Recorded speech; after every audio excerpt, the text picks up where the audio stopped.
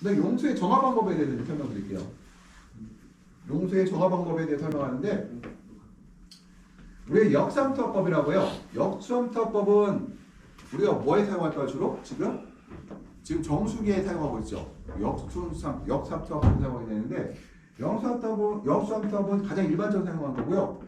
그 농도가 낮은 곳에서 높은 곳으로 물이 흘러가는 현상을 이용한 방법인데 이게 그 문제가 뭐냐면은 비용이 너무 많이 들어요. 필터 비용이요. 그 역삼투압을 쓰게 되는 가장 큰 이유가 그 양이온의 농도가 너무 높은 특히 나트륨 농도가 너무 높은 지역에서는 이 역삼투압법을 사용해서 운영을 해요. 그러면은 실제로 그 전에 세도나 성동 지역, 우리 충남 지역에서 최대 수경 재배를 많이 하는 세도와 성동 지역에서 이 역삼투압법을 이용해서 물을 정수에 썼어요.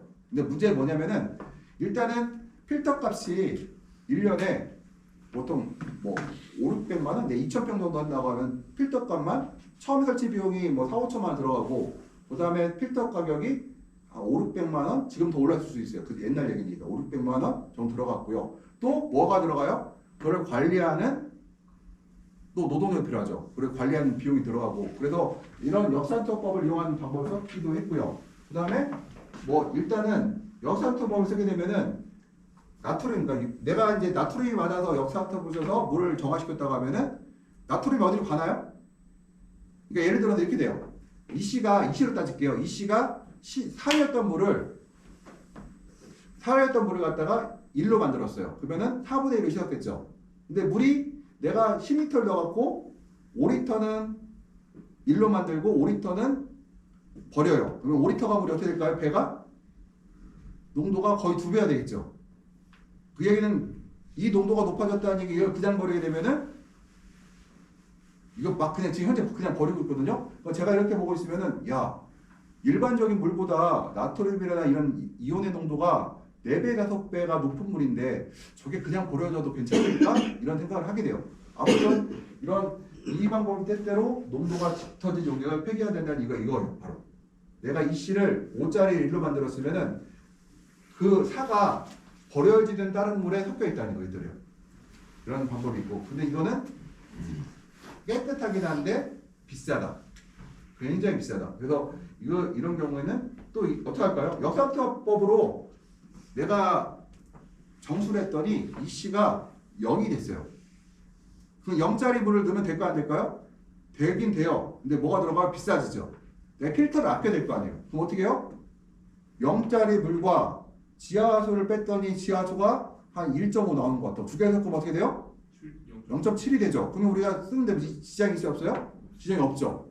그래서 실제로는 역탄수화법을 쓰긴 하는데 역삼투압법의 사용은 깨끗한 물하고 일반적인 그 지하수하고 섞어서 우리가 일반 사용하고 있고요. 이온교환 수지법이라고 하는데 이거는 양이온을 그러니까 이거는 실제로 농업에서는 사용하지 않고, 그러니까 실제적으로 우리가 이런 뭐라고 해야 되나? 농업에는 잘 사용 안 되고 요 역투환수법을 사용하고 이온교환수지법 같은 경우는 이런 실험실에서만 주로 사용하고 있다고 보시면 될 것 같고요. 중립법이라는 거는 이거 어디서 할까요? 중립법은 어디서 사용할까요? 중립법이 이거 대규모해야 되거든요.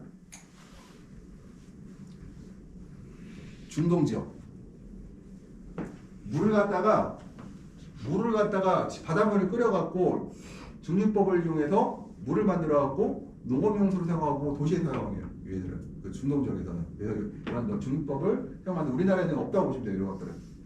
그 다음에 철분 제거 방법은 우리가 어떻게 할까요? 철이 많으면 뭐예요? 막힌다고 했죠. 점적관이 막혀서 나중에 필터를 점적 단추를 전부 다 교환해야 되는데 점적 단추 가격이 현재 하나에 850원이면은 1헥타가 25,000개 25,000개 들어가니까 보통 우리가 한 번 막히게 되면은 한 2천만 원, 3천만 원이 제로비가 들어가고 인건비까지 하면 거의 한 3천만 원 그냥 들어가거든요. 그래서 철이 많으면은 우리가 문제들이 가는데 일단은 철을 제거한 조건이 뭘까? pH가 그러니까 21초에서 끓이게 되면은 이런 철들이 제거된다 막 이것들이요. 또 알칼리성도 농도가 높아서 빨리 일어난다고 하는데 보통 pH를 높게 되면 이렇게 하는데 실질적으로 우리가 할까요 안 할까요? 농업 현장에서 이거를 안 해요. 이걸 안 해요. 그래서 지금 일반적으로 토경 재배하시는 분들 같은 경우는 점적 테이프라고 있어요. 그냥 철물 사용하고 6개월 정도 쓰고 나면 전체를 교체해버립니다. 가격이 싸거든요, 점적 테이프는. 그러면 수경 재배하셨던 옛날 분들은 뭘 했을까요? 그 전에 이제 아까 요걸 사용했죠. 이건 이론적인 방법이고, 역삼투법을 필터를 이용해서 물을 정수한 다음에, 역삼투법은 철이 빠져요, 안 빠져요? 철은 안 빠져요. 역삼투법은 뭐가 빠지는 거예요? 나트륨이라든가 칼슘 같은 이온이 사라지는 거죠. 역삼투법을 이용해서 사용하려면은 세도 같은 경우나 성도 같은 경우에 땅을 10m 파게 되면은 철물이 나오고요. 100m 파게 되면은 짭짤한 물이 나와요. 그러면은 내가 역삼투법을 쓰겠다 하면은 10m짜리 물을 써야 돼요? 100m 물을 써야 돼요? 100m 물을 써야 되겠죠. 그래서 세도나 성동이나 이쪽 쪽에 가면은 지하수를 깊게 파서 짠물을 끌어올려갖고 그 물을 역삼투법 방식으로 바꿔서 깨끗한 물로 바꿔서 실제로 운영을 했다는 거예요. 토경하신 분은 어때요? 지하수를 100m를 안 파고 10m짜리 판 다음에 그냥 뭐라고 하죠? 그 점적 테이프라고 가격이 저렴한 관수자비가 있거든요. 이걸 그냥 6개월에 한 번씩 교체하는 방법을 택했어요. 그러면 여기서 이제 농민들이 어때요? 엄청 똑똑하죠. 그러니까 본인들이 계산을 해갖고 가장 이득인 방법을 택한 거 이것들이요. 이거를 그냥 가시게 되면은 나중에 2학기 때, 그러니까 4월부터는 제가 몇 명씩 데리고 이제 주변 다닐 거거든요. 보게 되면은 그런 거 보시게 될 거예요. 그분들이 그냥 한 게 아니다. 이게. 철분 첨가 방법은 우리가 이제 제거 방법이 있다고 하는데 실질적으로 우리가 사용하지 않고 있어요. 그래서 제일 경제적인 방법이 이거예요. 산소와 접촉시켜서 선정시키는 방법. 그러니까 철분이라는 거는 어떻게 해요? 산소와 많이 부딪히면, 산소가 많이 만나면은 가라앉게 되어 있죠. 가라앉힌 다음에 깨끗한 물을 갖다가 온실로 공급하면 된다는 거잖아요. 그래서 주로 사용하는 게 폭기법이라고 해요. 폭기법은 뭐예요? 거품을, 산소를 갖다가, 공기를 갖다가 물탱크 안에다가 막 집어넣게 되면 어떨까요? 철이 더 빨리 산화되겠죠, 이것들이요. 그렇게 사용했다고 하는데, 뭐 제가 아직까지 이론적인 방법이고, 우리는 이론을 알고 있어야 될 거 아니야? 이론적으로는 폭기법을 사용하긴 하는데, 어떡할까요? 실질적으로는 사용한 거 제가 본 적은 없어요, 아직까지. 한 번도. 제가 26년 동안 못 봤으니까, 앞으로도 못 볼 확률이 높아요. 아직까지 제가 이거를 철을 갖다가 산화시켜 쓰는 사람은 아직까지 본 적은 없어요, 아직까지는. 그래서 우리가 폭기형 이렇게 볼게요. 여기 철근 이론적 제반 방법인데 볼게요. 여기 우산필름이라고 되어 있죠. 이게 뭘까요? 물을 땡겨서 위에서 떼서 이거 넓은 이런 큰 우산이라고 이렇게 되어 있고요. 여기서 물을 갖다가 압력을 쏴서 세게 때려요. 세게. 그리고 어떻게 될까요? 여기서 한번 물이 쪼개지고 흘러내려가 있죠. 그럼 여기 뭐가 생겨요? 얇은 물의 막이죠. 워터필름이 딱 물에 필름이 생기면은 산소하고 만나는 면적이 넓어지겠죠. 그러면은 여기서 산화를 시키고, 그래서 산화시킨 걸 어떻게 해야 돼요? 필터링 해야 되겠죠. 밑에서 모래와 자갈을 통해서 그 결정화된 철을 갖다가 여기서 산화된 철을 갖다가 여기서 제거를 하고 이거 맑은 물을 안으로 집어넣는다고 하는데, 저는 아직 한 번도 책에서만 봤지 한 번도 본 적은 없어요, 아직까지. 그래서 한 번도 아직 본 적은 없다. 그래서 용소의 미생물 제거 방법은 뭐냐면은 염소를 주로 쓰는 방법인데요. 우리가 그 차오유 염소나 칼슘이라는 게 있어요. 요게 보면 주로 저기 그 과학 기자재 파는 데나 이런 데 가고 위생용품 파는 데 가면은 우물 소독약이라고 있어요. 그 우물 소독약 집어넣게 되면 염소가 발생을 하는데요. 이 염소 같은 경우가 나오게 되면은 미생물을 죽일 수 있다고 해요. 근데 우리가 보통 지하수 같은 경우에는 소독을 안 해요. 지하수에는 미생물이 있을까요? 지하수 아래 100m 밑에 있을까 없을까요?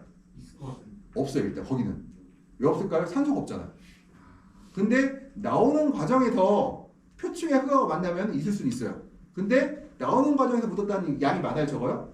적겠죠. 그럼 우리가 그래서 지하수에 얘기할 때 특별하게 예를 들어서 일단 50m, 100m 들어간 지하수에 대한 병원분이 없다고 보고 표층에 있어요. 가끔 가다가 지하수를 깊게 안 파고 3m, 5m를 파서 쓰는 분들이 있거든요. 특히 딸기 하시는 분들이 그런 분이 많아요. 그런 경우에는 미생물이 있을 수가 있죠. 왜냐하면 표층 지상에 있던 물이 비가 많이 내리게 되면 내려갔다가 내가 다시 보게 되면은 나올 수 있는데 일반적으로 우리 쓰는 지하수 같은 경우는 미생물이 없다고 봐야 되고요. 또 수돗물에도 당연히 없어요. 이것들은요. 그 다음에 요즘에 제가 이제 논산이나 부여 세도 지역이나 기내 지역에 강물을 정화시켜서 온실로 공급하는 맑은 물 공급 사업을 하는 사업들이 있는데 아마 이제 좀 확대가 많이 될 거예요. 이런 물 같은 경우에도 1차적으로 유기물 필터링, 그러니까 유기물을 걸러낸다는 얘기는 제초제 같은 성분을 일단 걸러내고 다시 1차 침전시킨 다음에 이걸 갖다가 염소 처리를 해서 다시 온실로 공급하는 거였거든요. 그러니까 염소 처리를 하게 되면은 일단 미생물들은 싹 제거가 돼요. 일단요. 그것들은. 그래서 미생물은 거의 없다고 볼 수가 있고 특히 뭐 그다음에 수돗물 물질 제거법인 경우 염소 제거는 뭐 티오황산 나트륨을 뭐 넣는다고 하는데 수돗물을 쓸 때 일반적으로 저희가 일반적으로 수돗물을 사용할 때 뭐 나트륨 그러니까 염소 때문에 문제가 되는 경우는 아직까지 크게 없었다고 보시면 될 것 같고요. 그거는 용수에 요즘에는 이제 우리나라에는 불소를 쓰지 않는데 유럽에서는 수돗물에 불소를 넣는 나라도 꽤 된대요. 불소를 넣게 되면은 뭐 충치 발생률이 떨어진다고 하더라고요. 근데 아직까지 우리나라에서는 물에다 불소를 넣는 경우는 없어요. 그러니까 저희가 이 자료가 우리가 그 유럽 자료를 갖고선 번역하다 만들다 보니까 이제 불소 얘기도 나오고 있어요. 근데 아직까지 우리나라 수돗물 중에서는 불소를 넣는 경우는 없다. 그다음에 요거 이제 배양의 중탄산 관리에 대해서는 이거는 굉장히 우리가 수경재배를 할 때 여러 가지 부딪히는 문제점, 그러니까 여러 가지 문제점 가장 많이 발생하는 문제점 중에 하나 중탄산 관리 이것들이요. 중탄산 관리는 재배사를 하든 컨설턴트를 하든 굉장히 기본적으로 알아야 된다. 이거는. 근데 의외로 그 농장주 중에서 이 중탄산에 대한 잘못된 정보를 갖고 있는 분들이 상당히 많더라. 그러면 중탄산에 대해서 한번 이해를 해볼게요. 중탄산은 일단 뭐라고 했어요? pH를 중탄산이 많은 pH가 올라가 내려가요? pH가 올라가죠. 그래서 우리가 원수의 pH가 높다고 하면은 중탄산이 많은 확률이 높아요. 이것들이. 근데 중탄산은 어떤 역할을 하느냐? 아까 버퍼 기능을 하는데 완충작용을 한다고 했죠. 그 pH가 갑자기 낮아지지도 않고 갑자기 높아지지 않아요. 중탄산이 많으면. 그럼 배양에 존재하는 일반적인 이온들은 변화하지 않으나 중탄산 이온은 pH에 따라 변화하기 때문에 중탄산은 무시는 않는다. 그래서 pH를 기대할 수 없어요. 그러니까 이 중탄산 이온은 pH에 따라서 그러니까 pH에 영향을 많이 주거든요. 그래서 pH를 얘기를 할 때 안정화시키기 위해서는 꼭 중탄산을 얘기를 해야 돼요. 그래서 우리가 용순의 적당한 중탄산 함량은 30에서 50ppm 가로치고 문제되면 뭐예요? 아까 30에서 50ppm 제가 몇 번 얘기했죠? 한 4번 5번 얘기했죠? 30에서 50ppm 중탄산이 많으면 pH가 올라간다 내려간다? 내기 딱 좋죠? 여기다가 올라간다 내려간다 올라간다. 중탄산이 많으면은 뭐예요? 칼슘과 마그네슘 결합하여 뭐가 된다? 관을 막힌다. 그래서 양액 분석 시 중탄산 함량을 반드시 확인한다. 그래서 양액 조지를 고려한다. 중탄산이 많으면은 고민할 게 많아요, 이것들이요. 특히 중탄산을 뒤에 나온다 좀 나올게요. pH에 미친 중탄산 역할을 할게요. 중탄산이 이렇게 있으면요. pH가 높은 경우에, 배양의 pH가 높은 경우에 산을 공급해서 pH를 낮추고 싶어도 중탄산이 많으면은 중탄산에서 나오는 수산화기가 나오기 때문에 pH가 내려가지 않는다. 볼게요. 여기는 이제 중탄산이에요. 내가 산을 집어넣게 되면은 여기서 나오는 중탄에서 HCO3가 OH기를 내놓고 CO2기를 내놔요. CO2는 하늘로 날아가겠죠. 얘하고 얘가 나서 물이 나오겠죠. 물이 나오고 CO2가 돼요. 그러면 내가 중탄산을 있는 경우에는 산을 넣게 되면은 어떻게 돼요? pH가 조금 중탄산이 많아서 pH를 넣게 되면은 pH가 어떻게 돼요? 요 중탄산이 사라질 때까지 어떻게 돼요? 조금 시간이 지나면서 중탄산이 없어지면 pH가 떨어지겠죠. 이것들이요. 일단은. 그래서 보여. H2와 CO2로 돼요. 일단은. 이 산을, 얘 집어넣은 산을 갖다 어떻게 먹어요? 얘가? OH기를 이용해서 제거하게 되죠. 이것들이요. 중탄산이 50ppm을 맑을 경우에는 산으로 중탄산을 줄이고 사용해야 된다. 그래서 50ppm 받으면은 질산을 이용해서 우리가 아까 요 기장에 50ppm 산을 사용하면 여기에요. 산이죠. 산에서는 수소기가 나와요. 인산이든 질산이든 황산이든 산이 나올 거 아니에요. 요 산을 중산산을 요 중산산하고 만나갖고 H2 물이 되고 탄산가스가 되면서 사라지게 되죠. 이것들이요. 그래서 중산산이 50ppm에 많게 되면 우리가 산을 사용해서 pH를 떨어뜨린다는 거예요. 중산산에만 pH가 올라가거든요. 그럼 pH가 중산산이 30ppm보다 적으면은 pH가 어떻게 될까요? 예를 들어 식물이 자라고 있어요. 자라고 있으면 뿌리에서 뭘 내놓을까요? 수소를 내놓을 때도 있고 그러니까 수소를 내놓으면 어떻게 돼요? pH가 우리 화학 시간에 했죠. 수소 H 플러스가 많아지면 어떻게 돼요? pH가 올라가야 떨어져요? 떨어지죠. 그래도 OH기가 많으면 어떻게 돼요? 올라가죠. 식물의 뿌리에서 OH기도 내놓고 H기도 내놔요. 계속해서. 어떤 때는 OH기를 많이 내놓고 어떤 때는 H기를 많이 내놓는데 그러면 식물체 중산산이 어느 정도 있다는 얘기는 뭐예요? 식물체가 H기를 내놔도 중화시켜주고 OH기를 내놔도 중화시켜준다는 것들이에요. 그래서 pH가 그러니까 우리가 OH가 중산산이 30에서 50ppm 정도 되면은 우리가 pH의 변화가 안정적이다라는 것들이에요. 그래서 우리가 중산산이 적으면은 중산산을 넣어준다. 넣었다가 C통에다가 넣어줘. C통에다가 넣어줘. 아니면 원수통에 넣어주기도 하고요. 그러면 우리가 중탄산을 줄이는 방법은 산을 쓰는 거라 했잖아요. H기를 내는 방법을 했잖아요. H기를 내가 10시 15분에 한 다음에 화장실 갔다가 차로 타러 가요. 예. 그러면은 우리가 산을 쓴다고 했잖아요. 산은 질산도 있고 인산도 있고 황산도 있어요. 그러면 다 산이죠. 그러면은 우리는 일반적으로 쓰는 거는 바로 우리가 질산과 인산을 주로 사용해요. 볼게요. 질산을 해볼게요. 보면은 H2와 CO2와 NO3를 해놓죠. 질산 사용하게 되면. NO3는 비료예요? 뭐예요?